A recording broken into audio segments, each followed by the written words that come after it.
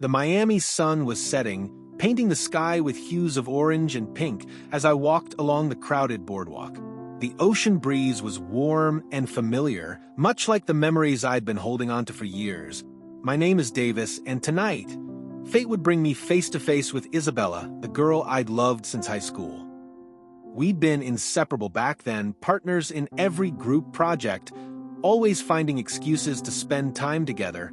But when senior year ended, life pulled us in different directions. She moved to New York for college, and I stayed in Florida. We lost touch, though she was never far from my thoughts. I'd heard she was back in Miami through mutual friends, but I never imagined I'd actually run into her. Yet there she was, standing at a coffee cart, her laughter ringing out like music. My heart skipped a beat as I approached, trying to find the right words. "Isabella," I called, my voice cracking slightly. She turned, her eyes widening in surprise. "Davis," she replied, a smile spreading across her face. It was as if no time had passed. We hugged, the warmth of her embrace grounding me in the moment. We decided to grab coffee and catch up. Sitting at a nearby cafe, she told me about her years in New York, her job as a graphic designer, and how she'd recently returned to Miami to be closer to family. I listened, hanging on to every word, marveling at how she'd grown. "What about you?" she asked, her eyes sparkling with genuine curiosity. I told her about my work as a freelance photographer and my dreams of traveling the world. She seemed impressed, her laughter lighting up the space between us as I shared stories of my adventures. The night stretched on as we walked along the beach, the city lights twinkling in the distance. I couldn't believe how easy it was to talk to her, how natural it felt to be by her side again. But beneath the surface, my feelings from high school stirred, stronger than ever. When we reached the pier, she leaned against the railing, gazing out at the waves. "It's crazy how life works," she said softly. "I never thought I'd see you again." Her words made my chest tighten. This was my chance to tell her how I felt. "Isabella, there's something I need to say," I began, my voice steady despite the nerves coursing through me. She turned to me, her expression open and curious. "I've always had feelings for you, since high school. I never had the courage to tell you." Her eyes widened in surprise, and for a moment I worried I'd said too much. But then she smiled, a soft, genuine smile that made my heart soar. "Davis, I had no idea," she said, "but I'm glad you told me." We spent the rest of the night talking about our high school days, laughing over shared memories and awkward moments. She confessed that she'd always admired me for my creativity and kindness. It felt like a weight had been lifted, and for the first time, I felt truly at ease with her. Over the next few weeks, we spent more and more time together, from exploring the art districts of Wynwood to late-night conversations on the beach. Every moment felt like a dream. The spark between us grew, and I couldn't help but hope for something more. One evening, as we strolled through a bustling street fair, Isabella stopped in front of a jewelry stall. She picked up a delicate necklace, admiring its simplicity. "It's beautiful," she said, her voice filled with wonder. Without thinking, I bought it for her, earning a smile that lit up my world. That night, as we walked back to her place, she slipped the necklace on and turned to me. "Thank you, Davis, for everything." Her words were simple, but the emotion behind them was profound. I wanted to tell her I loved her, but the moment didn't feel quite right. The turning point came during a weekend trip to Key Biscayne. We'd planned a day of kayaking and exploring, but a sudden rainstorm left us stranded under a small gazebo. As the rain poured around us, we laughed at our predicament, the sound of her laughter filling my heart. "Davis," she said suddenly, her tone serious, "I've been thinking a lot about us." My heart raced as I waited for her to continue.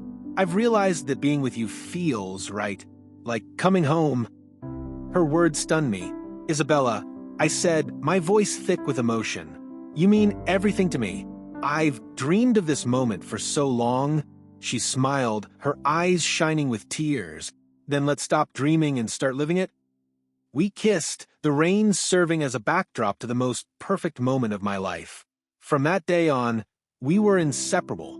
Our days were filled with adventure, our nights with quiet intimacy. Miami became our playground, a city that witnessed our love story unfold. Months later, as we walked along the same boardwalk where we'd first reunited, I pulled her close. "Isabella," I said, my voice steady and full of certainty, "I want to spend the rest of my life with you. Will you marry me?" Tears filled her eyes as she nodded. "Yes, Davis. 1,000 times, yes." As we embraced, the Miami sun set behind us, painting the sky with hues of orange and pink. It felt like the beginning of forever, a love story I'd cherish for the rest of my life.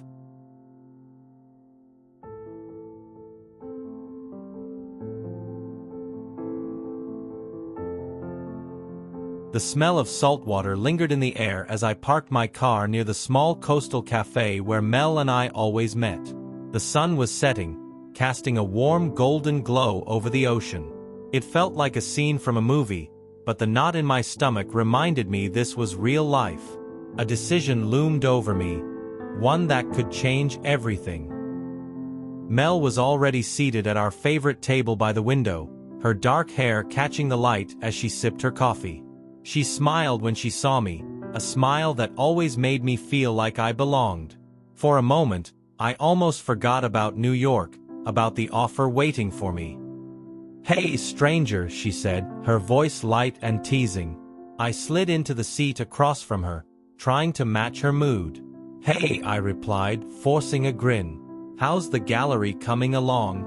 Mel had been pouring her heart into opening her art gallery for months, and it was finally coming together. She launched into an animated update about her latest project, her excitement contagious. I listened, but my mind kept drifting back to the email I'd received that morning. A major publishing house in New York wanted me to head their creative team. It was the kind of opportunity I'd dreamed about for years. "Carter, are you okay?" Mel's voice pulled me back to the present, her brows knitted with concern. "Yeah, sorry," I said, shaking my head. "Just a lot on my mind." She reached across the table, her hand warm on mine. "You know you can talk to me, right?" I wanted to tell her everything, but I couldn't bring myself to say it. Not yet. Instead, I squeezed her hand and said, "I know. Let's just enjoy tonight." She smiled, but the worry in her eyes didn't fade. The next few days were a blur of emotions. I spent hours weighing the pros and cons, picturing my life in New York versus the life I was building here with Mel. Every time I thought about leaving her, a dull ache settled in my chest. Mel sensed something was off, but she didn't push. She gave me space, even though I could tell it hurt her not to know what was going on. It only made me love her more, her patience, her understanding. Finally, I couldn't avoid it any longer. We met at the pier, the place where we'd had our first date. The waves crashed against the shore, a steady rhythm that mirrored my pounding heart. "I need to tell you something," I said, my voice barely above a whisper. She looked at me, her expression unreadable. "Okay," she said. "I'm listening." I took a deep breath and told her about the job offer, about what it could mean for my career. Her face didn't change, but I could see the hurt in her eyes. "So, what are you going to do?" she asked after a long silence. I hesitated. "I don't know. It's everything I've worked for, but I don't want to lose you." Her lips pressed into a thin line. "Carter, you have to choose what's right for you. I won't stand in your way." Her words were selfless, but they felt like a dagger to my heart. I wanted to tell her that she was what was right for me, but I still felt torn. "Can I have some time to think?" I asked. She nodded, though her eyes glistened with unshed tears. The next week was agonizing. I went through the motions at work, but my mind was elsewhere. I couldn't stop replaying our conversation, couldn't stop thinking about the life we'd dreamed of building together. On the 6th day, I found myself in the gallery she was setting up. The walls were lined with her paintings, each one a reflection of her soul. She was at the back, arranging a display. When she saw me, she froze. "Hi," I said, my voice rough. "Hi," she replied, her tone guarded. I stepped closer, my heart pounding. "I've made my decision," I said. Her breath hitched, but she didn't speak. "I'm staying here with you." Her eyes widened in surprise. "Carter, are you sure?" she asked. I nodded. "You're more important to me than any job. I can't imagine my life without you." Tears spilled down her cheeks as she stepped into my arms, holding me tightly. The relief and joy in her embrace confirmed I'd made the right choice. "I love you, Mel," I whispered into her hair. "I love you too," she replied, her voice trembling with emotion. In that moment, everything felt right. We spent the evening in the gallery, talking about our future. She showed me her plans for the space, her dreams for what it could become. I promised to support her every step of the way, just as she'd always supported me. Over the next few months, we built a life together. I found a job nearby that allowed me to pursue my passion while staying close to her. The gallery became a success, and we celebrated every milestone together. Looking back, choosing Mel wasn't just the right decision. It was the only decision. She'd shown me what it meant to truly love and be loved. As we stood on the pier one evening, watching the sun set over the ocean, I knew I'd found my forever in her.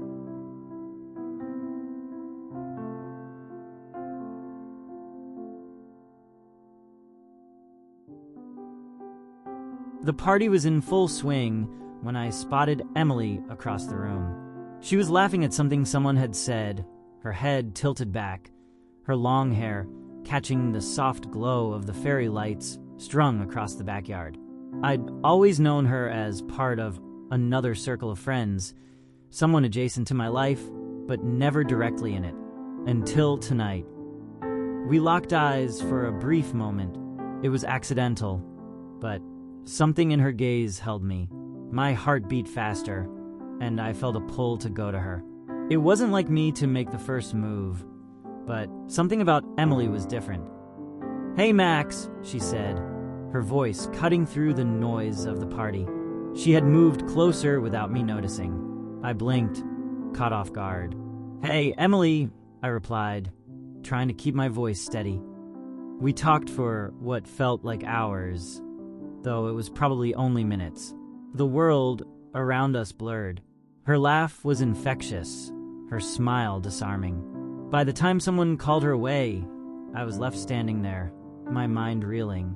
I knew I wanted to see her again. Over the next week, we started texting. It was innocent at first, a joke about the party, a comment about mutual friends. But soon, our conversations grew deeper. We found excuses to see each other, careful not to arouse suspicion from our respective friend groups. The first time we met in secret was at a small cafe on the edge of town. It was quiet, far from the usual hangouts. "Why are we sneaking around?" I asked as she stirred her coffee. She looked up, her expression thoughtful. "I don't know. Maybe it makes it more exciting." Exciting was one word for it. Over the following weeks, we mastered the art of subtlety, meeting in out-of-the-way places, avoiding parties where both our groups would be present. It was exhilarating and nerve-wracking all at once. But it wasn't without its challenges. At a mutual friends gathering, I caught myself watching her too closely. She avoided my gaze, but I saw the flicker of a smile on her lips. Our secret felt like a live wire between us, humming with unspoken tension. One night, we met at the beach.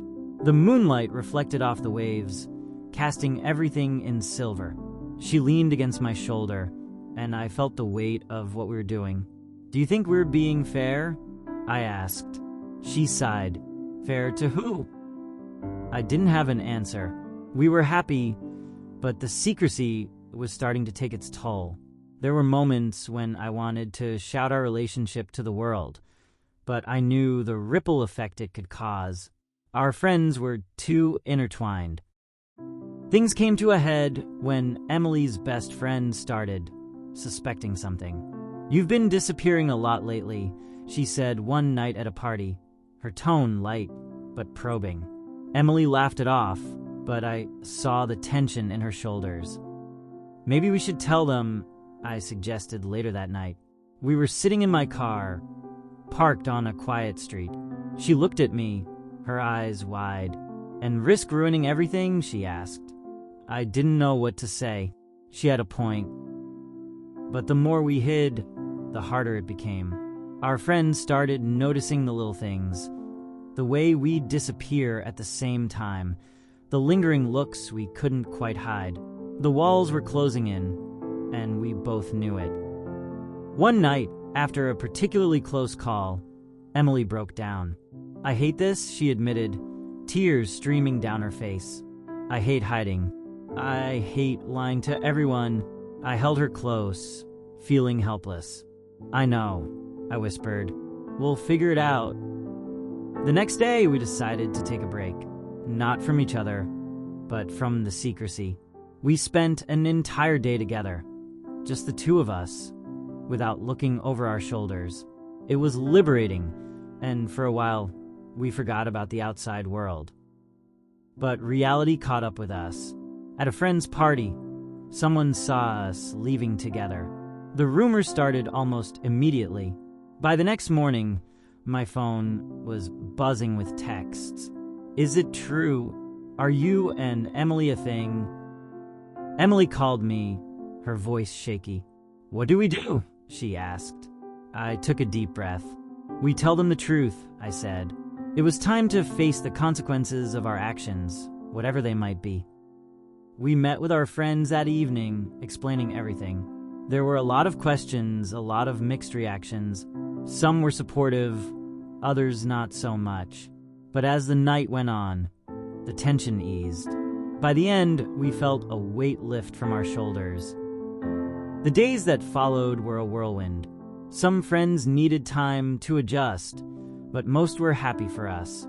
Emily and I finally felt free. We could hold hands in public, share moments without fear of being caught. It wasn't perfect, but it was real. Looking back, I wouldn't change a thing. The secrecy, the risks, the challenges, they all brought us closer. Emily and I learned to trust each other in ways we never expected. And now, as we stand together, our friends around us, I know we've built something that can weather anything.